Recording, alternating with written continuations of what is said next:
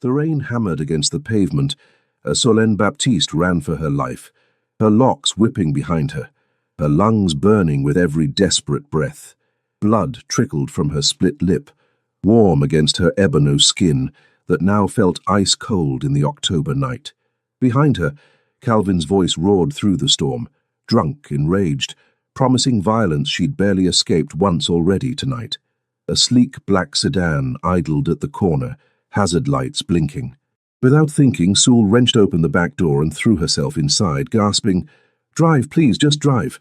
The man in the driver's seat turned, and even through her panic, Sewell registered his sharp features, the cold calculation in his dark eyes, the way his hand moved to something beneath his jacket. This wasn't an Uber. This wasn't salvation. "Wrong car," the man in the back seat said quietly, his accented voice carrying a dangerous edge. Jae-won studied the terrified woman who'd just invaded his vehicle with an intensity that made her freeze. "But it seems you need it more than I do." As Calvin's shadow appeared in the rearview mirror, Jae-won made a decision that would change both their lives. Young-ho, drive. 3 hours earlier, Solène Sol Baptiste stood on the scaffolding 40 feet above the street, adding the final touches to her latest mural. The abandoned building's wall had transformed over the past week into an explosion of color, a phoenix rising from Detroit's industrial ruins, its wings spreading across 3 stories of brick. This was her 5th commissioned piece this year, proof that her art could actually pay bills instead of just filling notebooks. The October sun caught the metallic gold paint as she blended it into the orange and red feathers. At 24, Sewell had finally started making a name for herself in Detroit's resurgent art scene. Her skin, a deep, rich ebony that seemed to absorb and reflect light simultaneously, glowed with a fine sheen of sweat. Her locks, gathered in a high ponytail, swayed as she worked, paint-splattered and beautiful in their controlled chaos. "Sol, you almost done up there?" Cleo Winters called from below, her neck craned to watch her best friend work. "We're supposed to meet the gallery owner at 6. 5 more minutes, Sewell called back, knowing it was a lie. Art didn't work on schedules, but the commission check for this piece would cover 2 months of rent in the tiny studio apartment she shared with Cleo, far away from the house where Calvin Pritchard still lived, far away from the man who'd made her teenage years a nightmare after he'd married her late mother. She'd escaped at 18, 6 years ago now, but Calvin still found ways to intrude. The calls, the chance encounters, the threats disguised as concern. Her mother had been gone for 8 years, and still Calvin acted like he owned her. Sewell pushed the thoughts away and focused on the wing's curve. Art was freedom. Art was control. Art was hers.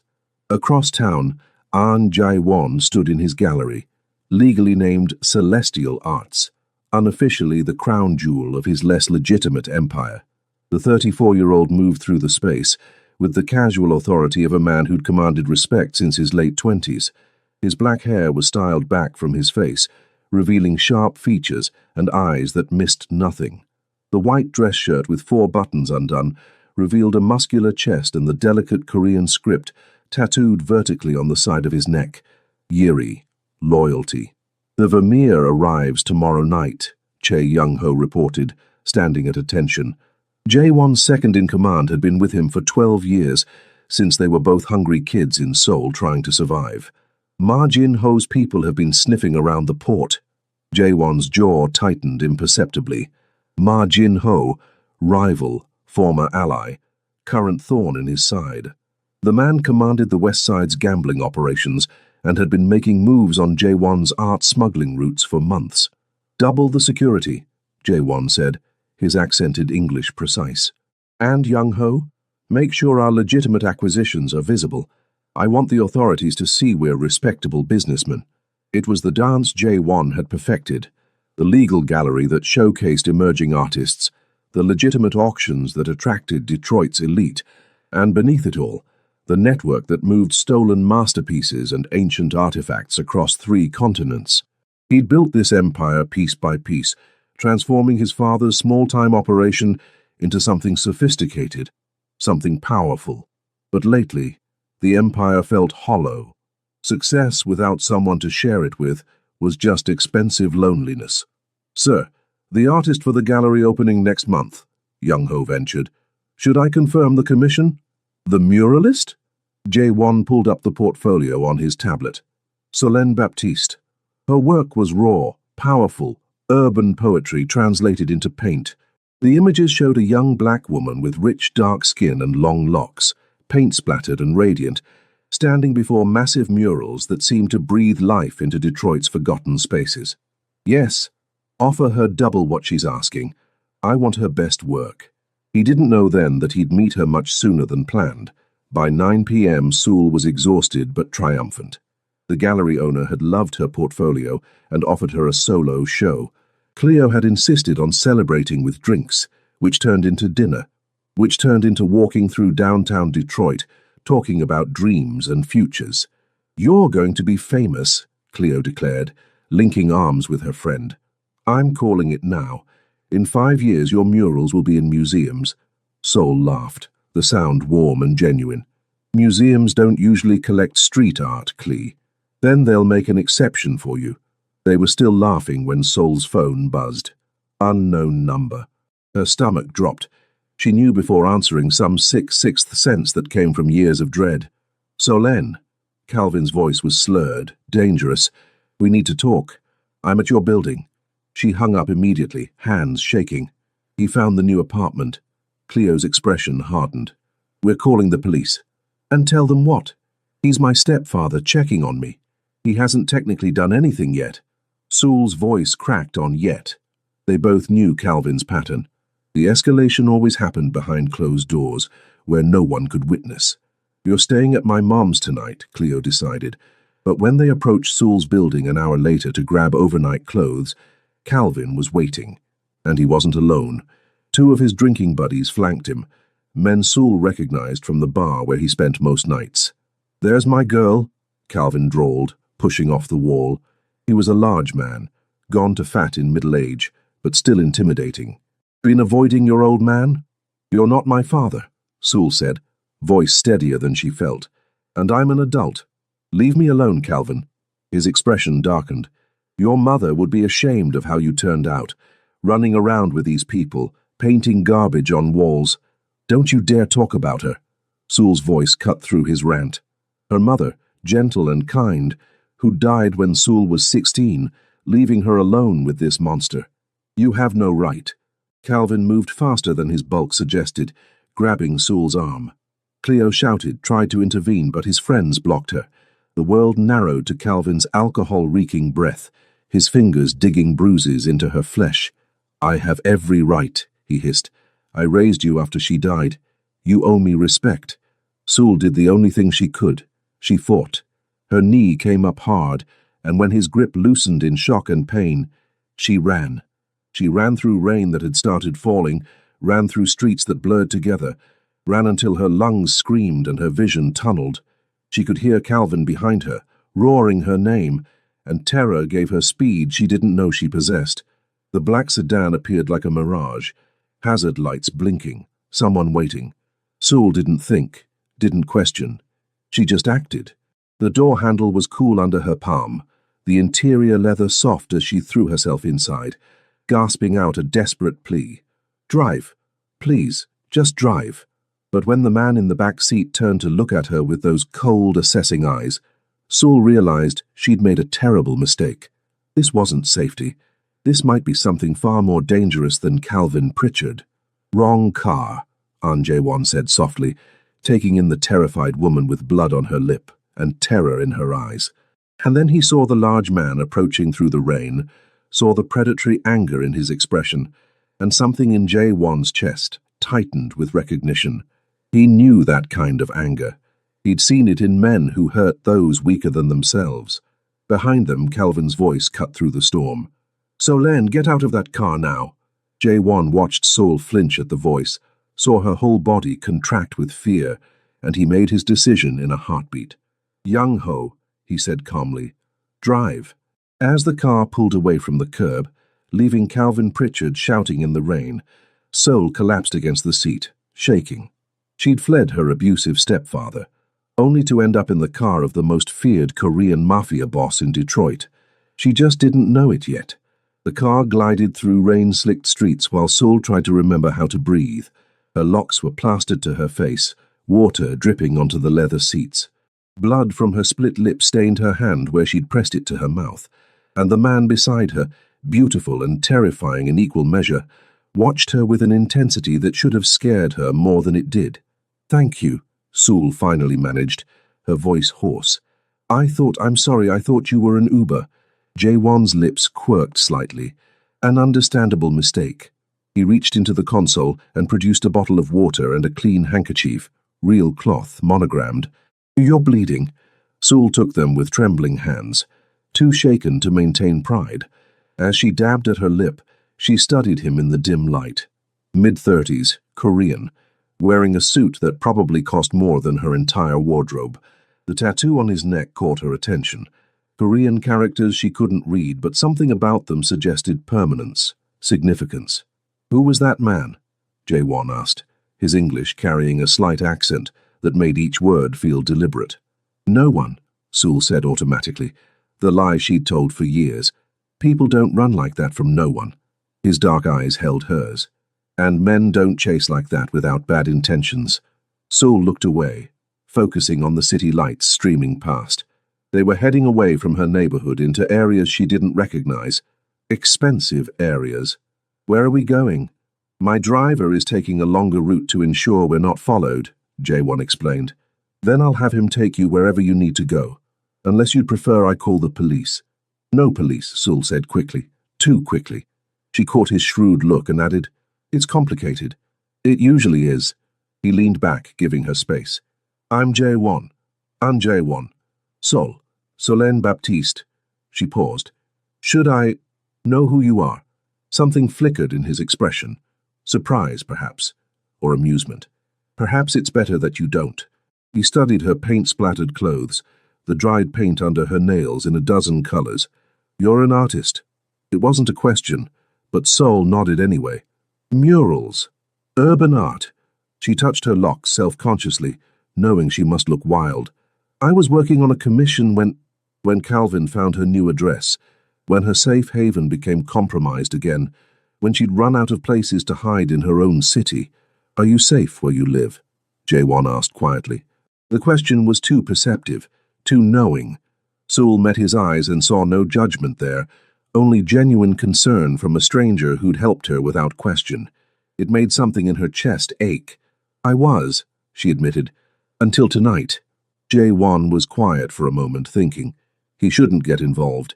He had enough complications without adding a terrified artist with an abusive stepfather to his life. But something about her called to him, the fierce pride warring with fear, the creative spirit evident in every paint stain, the way she'd fought her own terror to say thank you. "I own several properties," he said carefully. "One is currently vacant, a loft in Eastern Market. If you need somewhere safe for a few days while you make arrangements." Saul should have said no, should have recognized the danger in accepting help from a strange man, no matter how he'd assisted her. But desperation made people reckless, and the thought of going back to an apartment Calvin knew about made her stomach turn. "Why would you help me?" she asked instead. Jaewon considered the question. "Why indeed?" "Because I can," he said finally, "and because no one else did."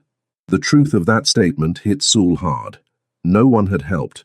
Not neighbors who'd heard her shouting, not friends of her mother who'd looked away from bruises, not a system that required proof she couldn't safely gather. Only this stranger, this man with watchful eyes and expensive suits, had asked if she was safe. "Okay," Saul whispered, "just for a few days." The loft in Eastern Market was stunning. High ceilings, exposed brick, floor-to-ceiling windows overlooking the city. It was furnished but impersonal, clearly not where Jaewon himself lived. Young Ho carried in bags of toiletries and basic supplies they'd stopped to purchase, his expression carefully neutral as he observed his boss's unusual generosity. "The building has security," Jaewon explained, showing Saul how to work the intercom system. "No one gets past the front desk without being announced. You're registered as my guest." He handed her a keycard. "Take whatever time you need." Saul stood in the middle of the beautiful space, still damp and shaken, and felt tears threaten. I don't know how to thank you. Don't thank me yet, Jae-won said with a slight smile. Young-ho will bring you some clothes tomorrow. He has sisters, he's good at guessing sizes. He moved toward the door, then paused. Sul, lock the door behind me. And if that man comes here, which he won't because he doesn't know about this place, you call this number immediately. He handed her a business card. Simple, elegant. An Jae-won Celestial Arts Gallery proprietor. You own a gallery? Sul asked, surprised. Among other things. His expression was unreadable. Rest tonight. Tomorrow things will look clearer. After he left, Sul did lock the door. Then she sank onto the plush couch and let herself shake apart, releasing the terror and adrenaline that had kept her moving. But beneath the fear, something else stirred. Curiosity about the man who'd saved her, and the unsettling awareness that when his hand had briefly touched hers, while giving her the key card, her skin had burned with more than gratitude. Across town, in his own penthouse, Jae-won poured himself 2 fingers of whiskey and tried to understand his own actions. He'd broken his own rules tonight. He didn't involve himself in personal dramas. He didn't offer sanctuary to strangers. And he certainly didn't feel protective of women he'd just met, no matter how her eyes had reflected the city lights or how her fear had called to something ancient in his chest. You're thinking too much, Young-ho observed, accepting his own glass. It was a good deed, nothing more. But they both knew it was more. In their world there was no such thing as simple kindness. Every action had consequences, and Jae-won had just tied himself to a woman who came with complications he didn't yet understand. Run a background check, Jae-won said quietly. Solenn Baptiste, and the man who was chasing her. Find out his name, his address, his habits. Young-ho nodded, unsurprised. And if he becomes a problem? Jae-won's expression hardened. Then we handle it. Quietly. He stood at the window looking out at the Detroit skyline and wondered what it said about him that protecting one frightened artist felt more important than the Vermeer arriving tomorrow or the territory dispute with Ma Jin-ho. Something about Sol had gotten under his skin in the span of an hour, her bravery despite terror, her pride despite desperation, the way she'd looked at him with suspicion and trust warring in her eyes. Dangerous. This was dangerous. But Jae-won had built an empire on calculated risks, and something told him Sol Baptiste might be worth the gamble. Sol woke the next morning to sunlight streaming through windows and momentary disorientation. Then memory returned. Calvin, the rain, the stranger in the expensive car. She sat up, taking in the beautiful loft in daylight, and felt surreal gratitude. Her phone had 14 missed calls from Cleo and 1 voicemail from a number she didn't recognize. She called Cleo first. Sol!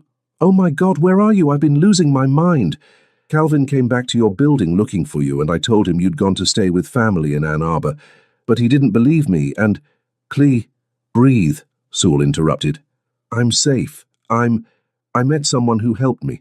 I'm staying in a loft he owns until I figure things out. There was a loaded pause. Hey, Sol, what happened after you ran? Sol explained about the car, about Jae-won's unexpected kindness, leaving out the part where something about him had felt both dangerous and safe simultaneously. Cleo listened with growing concern. Okay, so this random rich guy just gave you a loft out of the goodness of his heart. Cleo's skepticism was evident. Sol, that's either incredibly lucky or incredibly suspicious. I know how it sounds, Sol admitted. But Cleo, you should have seen how Calvin was. This was different. This felt like real help, not someone expecting something in return. Just be careful, Cleo pleaded. Promise me. I promise. After hanging up, Sol checked the unknown voicemail. Young-ho's voice, professional and polite, explaining he'd left clothes and groceries outside the door. When Sol opened it, she found not just clothes but art supplies, expensive ones, paints, brushes, canvas, everything she'd need to work. The note was in precise handwriting. Thought you might need to create. The north wall has good light. AJW Sol stared at the supplies with stinging eyes. He'd remembered she was an artist. In the chaos of last night, An Jae-won had remembered and cared enough to provide what she'd need to feel whole. It was such a small thing, such an enormous thing. She spent the day painting, Not the mural she'd been commissioned for, but something raw and emotional. A woman running through rain. A stranger's hand extended. The moment before leap of faith. The canvas filled with bold colors against darkness, hope against fear, and Sewell poured every confused feeling into the work. She didn't know that 3 floors down, J1 had come to check on her and, seeing her silhouette against the window lost in creation, had decided not to disturb her. He stood in the lobby for 10 full minutes, just watching her paint, and felt something shift in his carefully controlled world. This woman was going to change everything. He could feel it in his bones. And the terrifying part, he was going to let her. 3 days passed in strange, suspended normalcy. Sewell painted, avoided Calvin's increasingly unhinged calls and texts, and tried not to think about her mysterious benefactor. J1 came by once a day, ostensibly to check on the loft, but really to ensure Sewell was safe. Their conversations were careful, him asking about her art, her carefully not asking about his business, both dancing around the tension that crackled between them. On the 4th night, everything changed. Sewell was cleaning brushes when the intercom buzzed. The security guard's voice came through, tense. "Miss Baptiste, there's a man here claiming to be your stepfather, Calvin Pritchard. He's insisting on coming up." Her blood turned to ice. "How did he find—" "I'm not letting him past the desk," the guard assured her. "But he's making a scene. Should I call the police?" Sewell's mind raced. If police came and Calvin played the concerned stepfather card, if he cried and said he was just worried about his daughter, "No, just tell him I'm not here." But Calvin's voice erupted in the background, loud enough to hear through the intercom. "I know she's here, Solène. You can't hide from me forever. I raised you, you ungrateful—" The connection cut off. Sol stood frozen, heart hammering, until her phone rang. J1. "I'm 5 minutes away," he said without preamble. "Stay in the loft. Lock the door." "How did you know—" "Security alerted me." "Sol, do you have a restraining order against this man?" "No, It's complicated. He never did anything I could prove. We'll discuss that later." His voice was cold, controlled. "Right now, stay put. He won't get to you." Sewell paced the loft, listening to sirens in the distance, wondering what kind of man J1 truly was, that he could promise her safety with such absolute certainty. She found out 20 minutes later when he knocked on her door, let himself in with his own key, and she saw the barely controlled fury in his eyes. "He's gone," J1 said shortly. Building security escorted him out. "He's been informed that if he returns he'll be arrested for trespassing. He'll just find another way to—" "No." J1 stepped closer, and Sewell could see the dangerous edge beneath his polished exterior. "He won't. I've made certain of that." Something in his tone made Sewell's eyes widen. "What did you do?" "Ensured your safety." He studied her face, seeing the fear and exhaustion there. "Sewell, you can't live like this. Running, hiding, waiting for him to find you again. It has to stop." "You think I don't know that?" Sewell's voice cracked. "You think I haven't tried? But he's never done anything illegal enough to get arrested, never left marks visible enough to photograph, never made threats specific enough to warrant protection. The system doesn't help people like me until we're already dead." The bitter truth hung between them. J1's jaw tightened, and he made a decision that would blur every line he'd drawn between his world and hers. "Then we don't use the system," he said quietly. "Come with me." He took her to his penthouse, not the gallery, not an office, but his actual home. The space was stunning, all clean lines and expensive art, but what caught Sewell's attention was the wall of windows overlooking the Detroit River. In the distance, Windsor's lights twinkled across the water in Canada. Young-Ho was there, along with a woman Sewell didn't recognize. Nurse Rhonda Blackwell, J1 introduced, a woman in her 50s with kind eyes and an efficient manner. "Let me see that lip," Rhonda said, examining the cut that had mostly healed. "Any other injuries?" Sewell showed her the bruises on her arm, where Calvin had grabbed her. Rhonda documented everything with photographs, professional and thorough. "For the restraining order," she explained, "these photos show clear evidence of assault. But it's been days. Doesn't matter. Bruises tell their own timeline." Rhonda's eyes were sympathetic. "Honey, I've been documenting abuse for 20 years. I know what I'm seeing. and this is enough." Sul felt tears burn. Someone believed her. Someone saw. After Rhonda left with promises to file the paperwork, Sul found herself alone with Jae-won in his living room. He poured her wine, then bourbon for himself, and they sat in silence for a moment. "Why are you helping me?" Sul asked again. "Really?" Jae-won swirled his drink, considering. How could he explain that her fear had called to his own buried memories, that seeing her run had reminded him of his younger sister, fleeing their father's rages before Jae-won had been old enough to protect her, that something about Sul's fierce pride and creative spirit had slipped past every wall he'd built? "Because I can," he said finally, "and because someone should have helped you long before now." Sul studied him in the low light. "Who are you really, An Jae-won? And don't say just a gallery owner, because gallery owners don't make people disappear with a phone call." He met her eyes, and for the first time, let her see past the polished surface. "I'm someone who operates in the spaces between legal and necessary. Someone who's built an empire on understanding that sometimes the system fails people and alternative solutions are required." "You're a criminal," Sul said, but her voice held no judgment, only recognition. "I'm a businessman with unconventional methods," Jae-won corrected with a slight smile. "But yes, Sul, if you need simple words, I'm a criminal, the man who runs most of the art world's shadows in this city, who has connections you don't want to know about, who has done things that would horrify you." He waited for her to recoil, to run as she should. Instead, Sul asked, "And the man who gave me a safe place to stay, who noticed I needed art supplies, who remembered I'm not just a victim but a creator, is he the same criminal?" Jae-won's breath caught. "Yes." "Then maybe," Sul said softly. "You're more complicated than either of us want to admit." The air between them thickened with tension that had nothing to do with danger and everything to do with connection. Jae-won stood, crossing to the windows, needing distance before he did something stupid like touch her. "You should stay here tonight," he said, voice rougher than intended. "The guest room is prepared.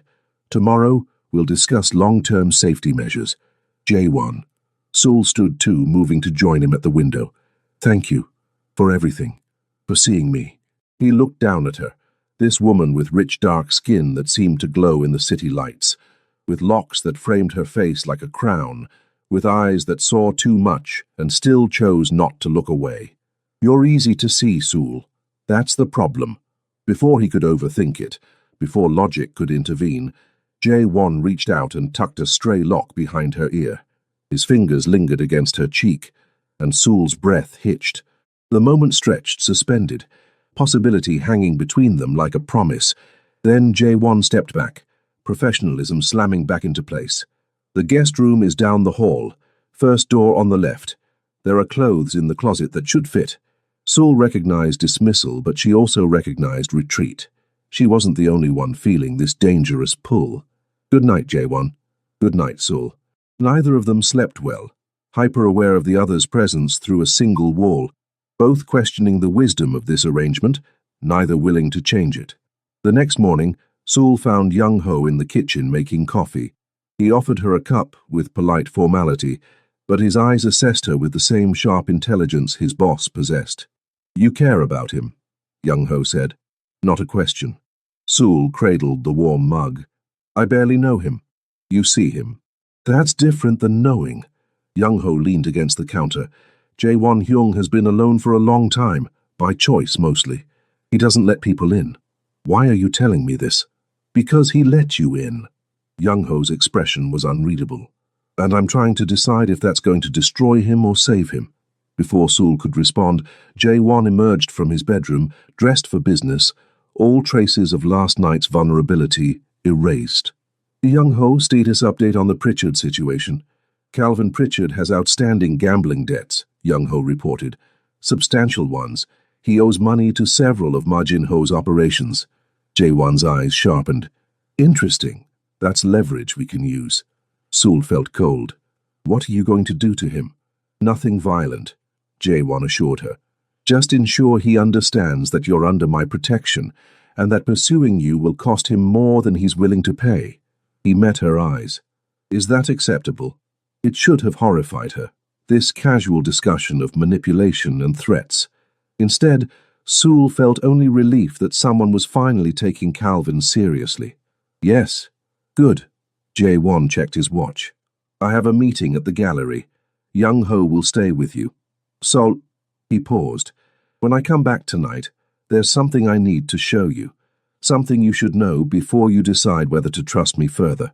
The words carried weight. Warning. Sol nodded, already knowing she'd probably made her choice the moment she'd jumped into his car. Okay. After he left, Sewell spent the day in Jae-won's penthouse, painting on the terrace while Young-ho worked on his laptop nearby.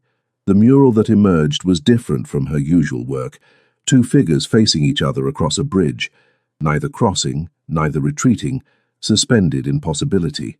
When Jae-won returned that evening, he stood for a long time studying the painting. Then he turned to her with an expression that made her heart race. I need to tell you everything, he said, and then you need to decide if you want any part of this world. Because, Sewell, if you stay, there's no going back. Jae-won took her to the gallery after hours. The space was beautiful, even empty, filled with paintings and sculptures that represented both his legal acquisitions and his legitimate eye for talent. But he led Sewell past the main floor, down a private elevator to a basement level she suspected few people knew existed. The room below was climate-controlled, secured by multiple locks, filled with art that made Sewell's breath catch. A Monet she recognized from news reports of a theft years ago. Renaissance pieces that shouldn't exist outside museums. Artifacts that belonged in the cultural heritage sites of a dozen countries. This is what I really do, Jae-won said quietly. The gallery upstairs is legitimate. I discover artists, promote new talent, deal in legal acquisitions. But down here, he gestured to the collection. This is where I move pieces that powerful people want to own without questions.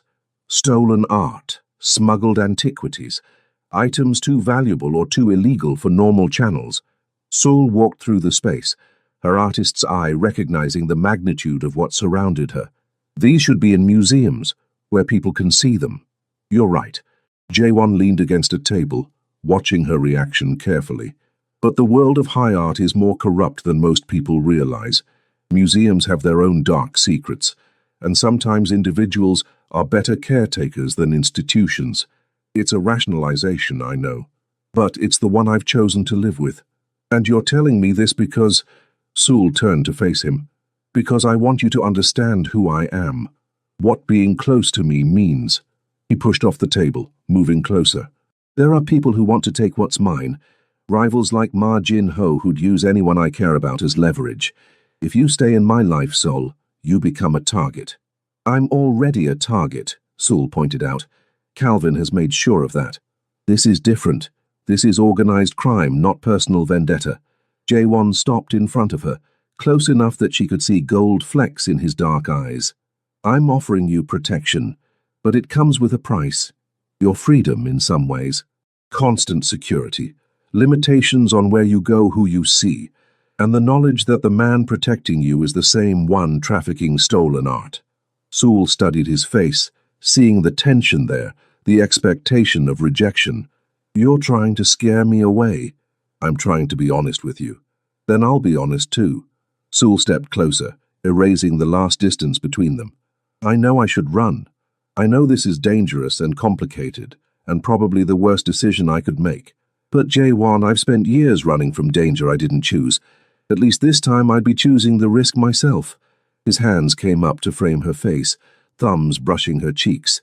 You don't know what you're saying. I'm saying I see you, Sewell whispered. All of you. The criminal and the protector. The man who deals in stolen art and the one who bought me paint supplies. And I'm not running.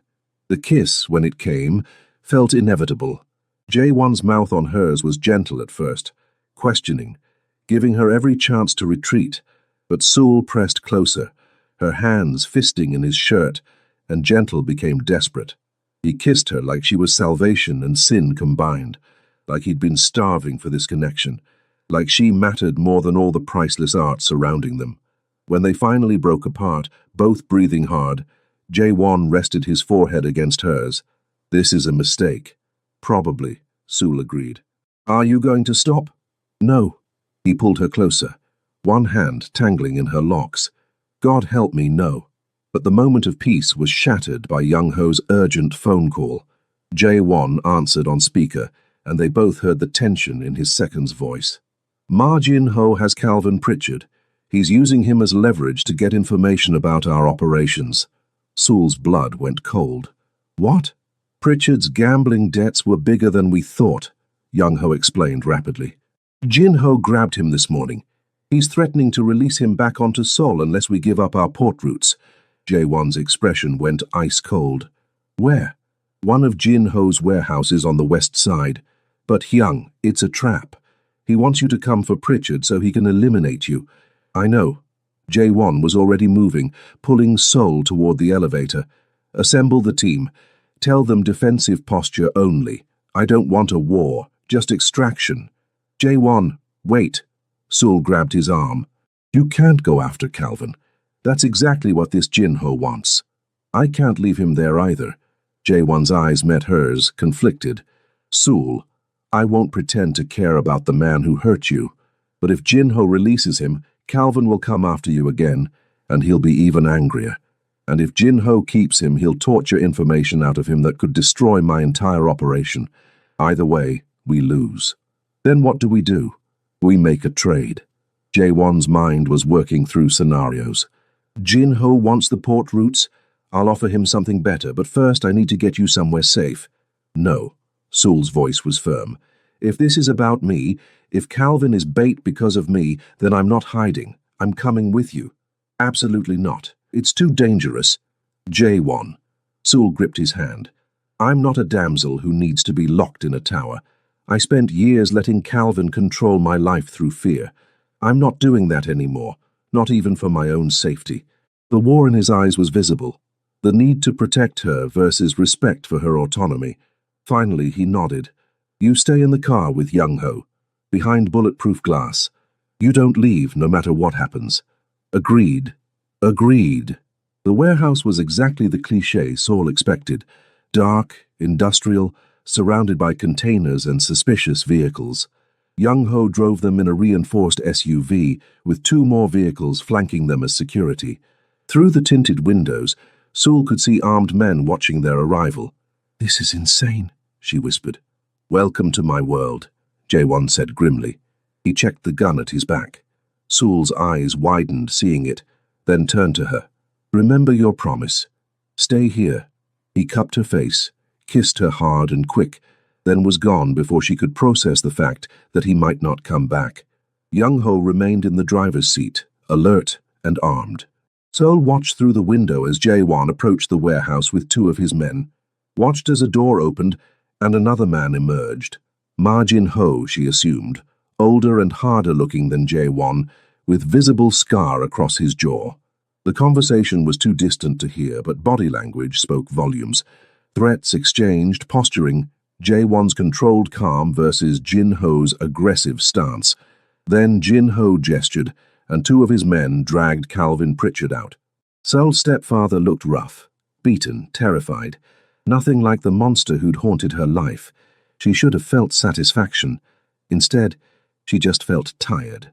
Jae-won's offering him the Vermeer, Young Ho murmured, seeing her confusion.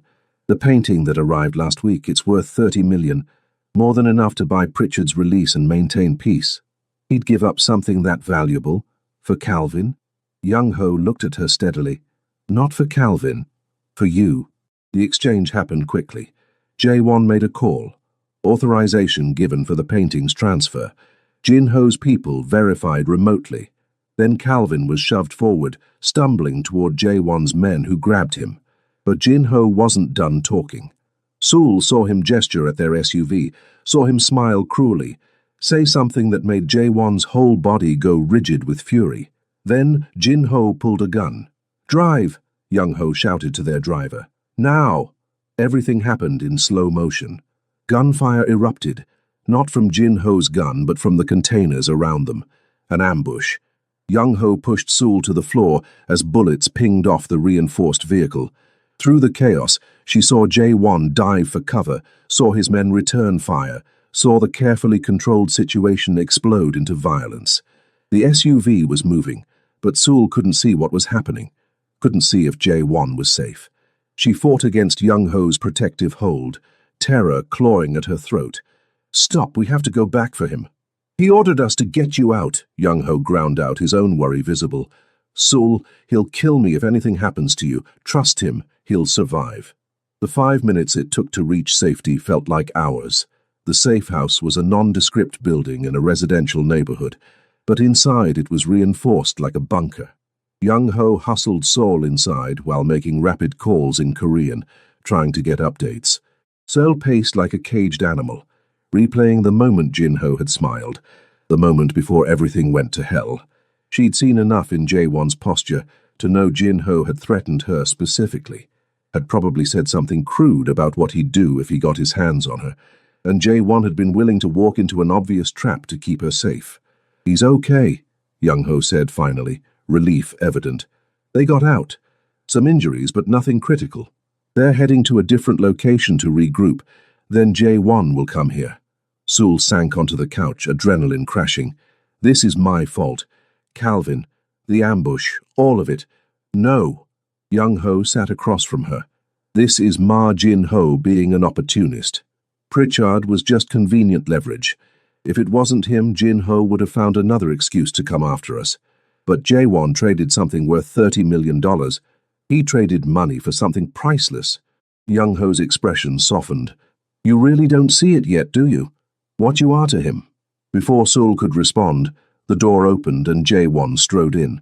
His suit jacket was gone, shirt torn and bloodstained, a cut above his eyebrow bleeding sluggishly. But he was alive, and the relief that flooded Sool was almost painful in its intensity. She launched herself at him without thinking. Jae-won caught her, his arms wrapping tight, face buried in her locks. They stood like that for a long moment, just breathing, confirming life and safety and presence. "You're hurt," Sool whispered, pulling back to touch the cut on his face. "It's nothing." Jae-won caught her hand, kissed her palm. "Are you okay?" "I'm fine." "Jae-won, the painting doesn't matter." His eyes were fierce on hers. "Sool, nothing matters except keeping you safe. A painting can be replaced. You can't." The words hung between them, heavy with meaning neither of them was quite ready to name. Young-ho cleared his throat diplomatically and excused himself, leaving them alone in the aftermath of violence and revelation. "What did Jin-ho say to you?" Sool asked quietly. "Right before the ambush?" Jae-won's jaw tightened. "Nothing worth repeating. He threatened me. That's why you looked like you wanted to kill him. He said—" Jae-won closed his eyes briefly. "He said he understood why I'd risk so much for you, that you were beautiful, and he'd enjoy taking you from me. And then he called you something I won't repeat, and I nearly forgot every rule I have about unnecessary violence." Sool cupped his face, making him look at her. "I'm okay, you kept me safe, that's what matters."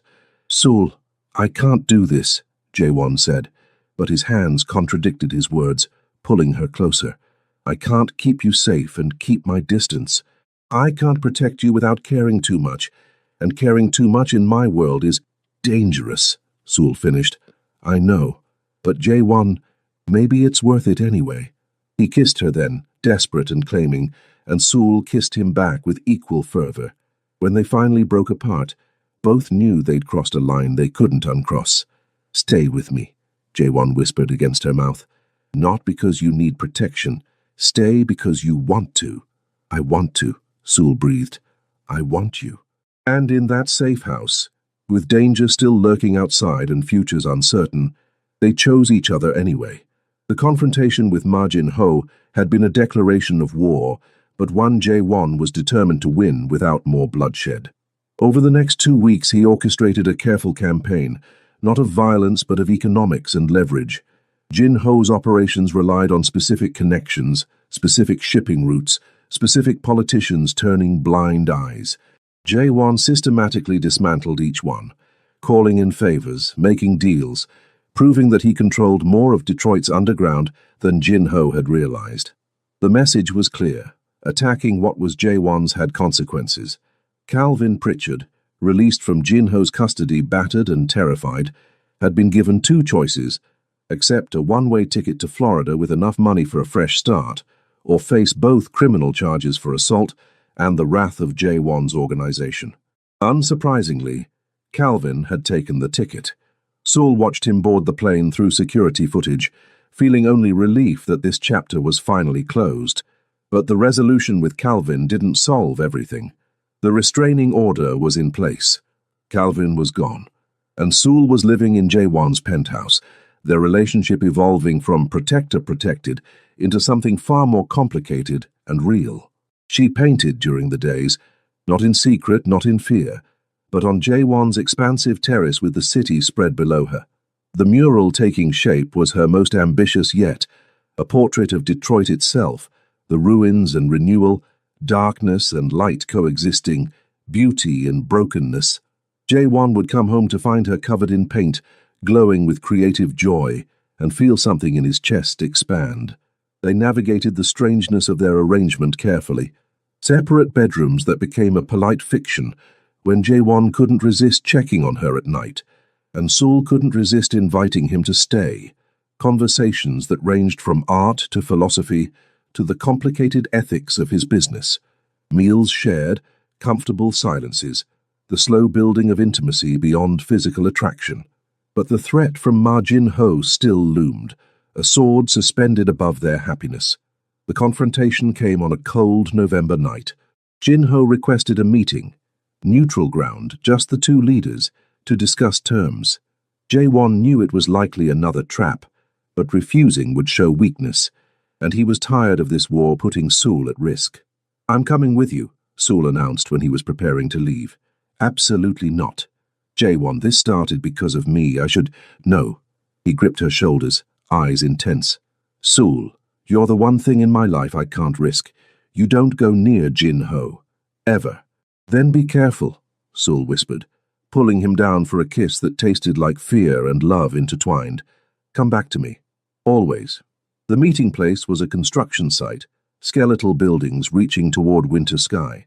Young-ho and 4 others flanked Jae-won, while Jin-ho arrived with his own security. The two men met in the middle of open concrete, where ambush was impossible.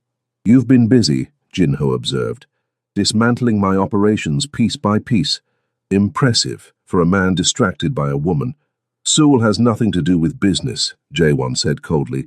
"Everything has to do with everything in our world." Jin-ho lit a cigarette. "Here's what I'm proposing. I leave your territory alone. I stop coming after your organization, and in return you give me what I actually want, which is partnership." Jin-ho's smile was sharp. "Not subordination, equal partnership. We combine operations, split territories, present a unified front against the families from Chicago moving into Michigan. We'd be unstoppable." Jae-won had expected violence, threats, demands for territory. Not this. "Why would I partner with someone who just tried to kill me?" "Because I wasn't actually trying to kill you," Jin-ho admitted. "The ambush was theater, meant to scare, not execute. If I'd wanted you dead, An Jae-won, you'd be dead." He flicked ash. "I needed to know what you'd sacrifice for that woman. Turns out quite a lot. That kind of loyalty, that kind of weakness, it makes a man predictable, and prediction is valuable." Rage simmered in Jae-won's chest, but he kept his voice level. "You're wrong about one thing. Saul isn't my weakness. She's my reason to be stronger, to build something beyond endless territory wars and bloodshed." "Poetic," Jin-ho's eyes glittered. "But is it practical? This city isn't kind to romantics." "Then maybe it's time Detroit had different leadership." Jae-won met his gaze steadily. "I'll consider your proposal on one condition. You and your organization never mention Saul's name again. Never look at her, never threaten her, never use her as leverage. She's completely off limits, that's non-negotiable." Jin-ho considered, then nodded slowly. "Agreed. She's a civilian. Should have been off limits from the start. My error." He extended his hand. "Partners then? Or do you need time to think?" Jae-won didn't shake. "Not yet. I need guarantees, contracts, proof that this isn't another elaborate trap." "Of course." Jin-ho pocketed his cigarette. "You're cautious. I respect that. We'll meet again next week with lawyers, agreements, all the proper formalities." He turned to leave, then paused. "One more thing. The woman, Sul. She's talented, isn't she? I've seen photos of her murals. Jaewon's hand moved instinctively toward his weapon. Careful. Relax, I'm saying she should have a show at your gallery. If you're going to keep her, might as well make her famous. Jin-ho smiled. Think of it as a gift. Goodwill between partners. After he left, Young-ho exhaled slowly. That was unexpected. He's right about the Chicago families, Jaewon admitted. They've been encroaching for months. United, we could hold them back. Divided, they'll consume us both. Do you trust him? No, but I understand him. Jaewon looked toward the city, toward home, toward Seoul waiting for him. And right now, peace serves us better than war, at least until I can ensure Seoul is completely safe. When Jaewon returned to the penthouse, Seoul was painting by lamplight, having lost track of time in her work. She turned when she heard him enter, relief and joy flooding her face, and Jaewon felt certainty settle in his chest. This was worth protecting, worth fighting for, worth changing his entire world to keep. It's over, he said, pulling her into his arms. Jin-ho and